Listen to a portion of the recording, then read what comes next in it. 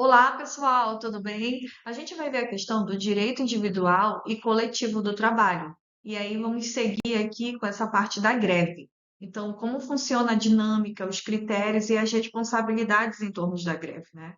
E aí a gente vai observar que a Constituição e a legislação atual atribuem à Justiça do Trabalho a função de julgar qualquer controvérsia relacionada a esse exercício do direito de greve. Portanto, essa greve ela vai tratar do quê? Dessa suspensão coletiva e temporária, tá? Dessa prestação pessoal do serviço em relação a esses trabalhadores e o empregador. E é um instituto inerente à relação de emprego, que fique claro que tem que estar relacionado à relação de emprego, ok? O artigo 8º aí da Lei 7.783 determina que qualquer uma das partes, ou o Ministério Público do Trabalho, pode pedir que a Justiça decida sobre as reivindicações, tá? Se elas são procedentes ou se elas não são. Ok? Então, um exemplo aí para vocês, se o sindicato protesta por aumento salarial, mas a empresa não concorda, a Justiça do Trabalho pode vir analisar e decidir essa reivindicação, tá? Ver se isso tem fundamento ou não. Então, é competência da Justiça do Trabalho tratar esses assuntos de greve, ok? Seguindo.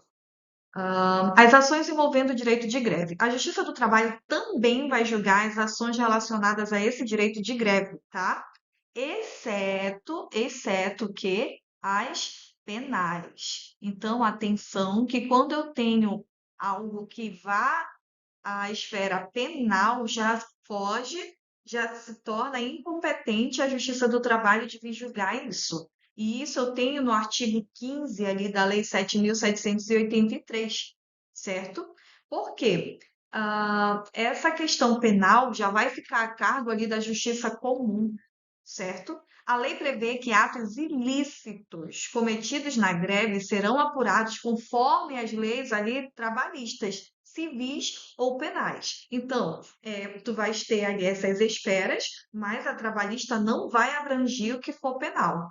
O Ministério Público é que é o responsável, gente, de vir investigar esses tipos, investigar esses crimes, tá? Então, se durante uma greve ocorre uma depreciação aí, do patrimônio, os responsáveis que vão ser investigados criminalmente vão estar na esfera penal, mas as ações civis contra os danos ficam na esfera trabalhista, ok? Então, se eu estiver falando de indenização, também vai ficar na esfera trabalhista tratar essas situações, certo? A responsabilidade pelos atos na greve. A responsabilidade por atos ilícitos vai ser apurada ali na legislação trabalhista, civil e penal, como a gente viu. Nesse caso, quando há danos morais ou materiais durante essa greve, um trabalhador que vai lá e o empregador que força esse trabalhador a se desfiliar do sindicato, ou então ameaça ele de demissão por justa causa. O sindicato, o Ministério Público, galerinha, pode vir sim acionar a Justiça do Trabalho e pedir que tenham reparações, certo? Então, aqui é uma tutela de ressarcir. É um caso de dano moral, então o Ministério Público pode ser acionado sim, certo? E aí vocês vão ver que vai ser aberto um inquérito no caso de delitos, esse inquérito para apuração disso. As indenizações podem ser cobradas pelo empregador contra grevistas e sindicatos. Então percebam que é algo que vai para os dois lados. Nem toda ação relacionada à greve é um dissídio coletivo, tá? Então, muita atenção com isso. Eu vou até marcar bem aqui.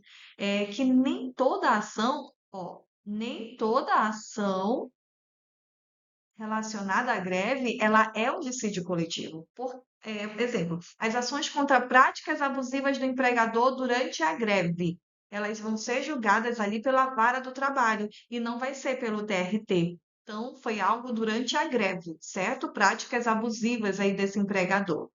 O TRT vai julgar dissídios coletivos. Atenção! dissídios coletivos, que são processos mais amplos, envolvendo aquelas negociações formais do movimento grevista, tá? Então, numa ação movida pelo sindicato contra uma empresa que ameaça demitir grevistas, isso vai ser julgado lá na vara do trabalho. Então, nessa esfera aqui, ó, da divisão aí de competência na esfera do trabalho, vocês vão ver aqui, ó, eu tenho aqui a vara do trabalho, certo? Os juízes. Eu vou ter aqui o TRT, são os Tribunais Regionais do Trabalho, TST, os Tribunais Superiores do Trabalho. Então, se é algo que aconteceu aí durante a greve, penalidades, questões aí que ocorreram durante esse conflito, vara do trabalho. Se é algo que vai envolver o dissídio coletivo, aí eu estou falando do Tribunal Regional do Trabalho, ok? Também temos a questão do interdito proibitório, certo? É uma ação preventiva para evitar turbação ou esbulho na posse, ok? Então, esse interdito proibitório, ele vai vir para evitar as ameaças de invasão ou bloqueio na posse, tá? Como piqueniques na porta da entrada da empresa durante uma greve, agindo antes da desobediência ocorrer. Então, há um debate sobre qual justiça é competente para julgar isso, certo? Então, tem um debate aí que vai falar que pode sim estar tratando de uma justiça comum, assim como da justiça do trabalho. Inclusive, temos a súmula vinculante aí, número 23, tá? Que confirma que essas ações possessórias em greve de trabalhadores, ela vai da iniciativa privada e compete à Justiça do Trabalho, exceto para servidores públicos, tá? Que aí são outras situações. Nesse caso, eu ficaria pela justiça comum, se fosse relacionado a esses servidores públicos. Lá em 2017, eu tenho até, deixa eu ver se eu coloquei isso aqui para vocês. O STF veio e ampliou, gente, essa competência, tá, da justiça comum para abusividade de greves dos servidores públicos e seletistas, mas teve alguns votos contrários aí que acabaram entrando em contradição nessa situação. Por exemplo, se eu tenho uma greve e esses grevistas bloqueiam a entrada da fábrica, a empresa pode pedir o interdito proibitório na Justiça do Trabalho para evitar esse bloqueio, tá? Então, pode ter sim esse tipo de ação para evitar coisas abusivas, por exemplo. Tá. Então, eu tenho aqui um julgado, inclusive, um recurso extraordinário, que fala dessa abusividade da greve dos servidores públicos e seletistas. É esse aqui, que é o de 2017, estava citado aqui nessa parte, meus amores. Bom, e assim tu sabes que vai ter essa medida, tá? Preventiva. Entendam que ela é preventiva. Então, eu vou tratar isso aqui logo no início da greve para evitar que algo se piore, ok? Existe também a possibilidade da arbitragem e a mediação no direito do trabalho. Como assim? Entendemos que o trabalhador, a priori, ele é hipossuficiente,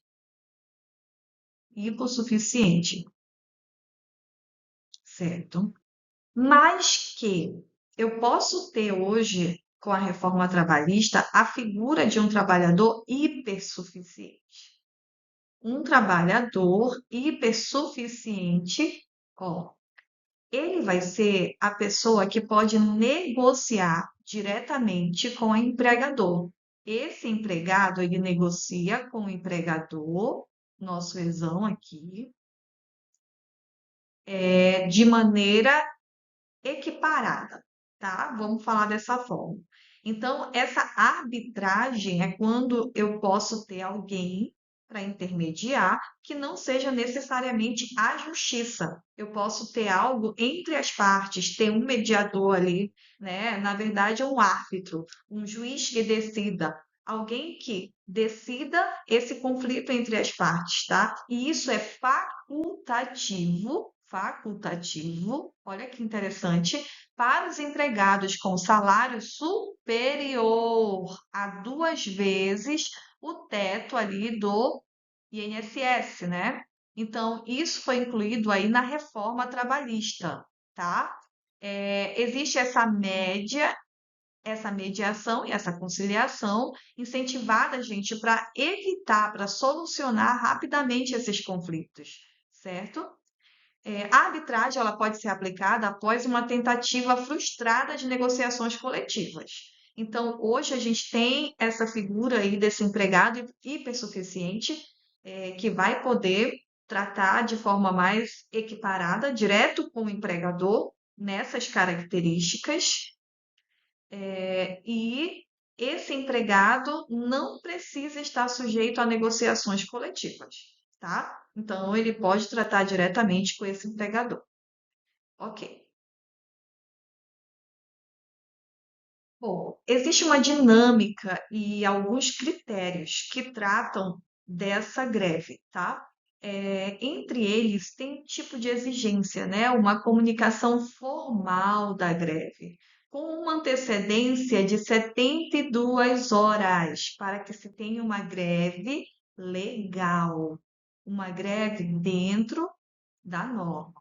O direito à greve é limitado pela necessidade dos serviços essenciais. Então, existe um mínimo existencial, um mínimo aparado aí pela Lei 7.783, no artigo 10, que vai tratar uma greve ilegal quando ela implica o retorno obrigatório ao trabalho. E é possível, sim, a aplicação de multas, tá? Então, essa greve que não cumpre o mínimo existencial, um mínimo de respeito à população, né? Tu vês aí a questão de hospital, quando tu tens aí o exercício de greve, ele tem que respeitar a ordem pública, tá? E o direito de terceiros. Então, em parte, você percebe que existe uma limitação.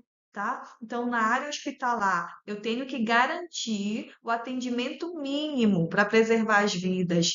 É bem comum você perceber isso também, ó, na área de transportes, quando tem greve de rodoviários, e aí você vê que tem que ter um mínimo de preservação do direito às pessoas de ir e vir, para que não tenha esse conflito entre os princípios, né, básicos aí que a Constituição define essas pessoas. Então, basicamente, eu trago isso para vocês sobre o direito à greve, lembrando que quando eu tenho a greve, esse trabalho ele fica suspenso. Então, é preciso ter atenção a isso. Esse contrato de trabalho ele vai ser tratado como suspenso e como é um direito básico do trabalhador e a greve sendo dentro da lei, não se pode ter retaliações em relação a isso, ok?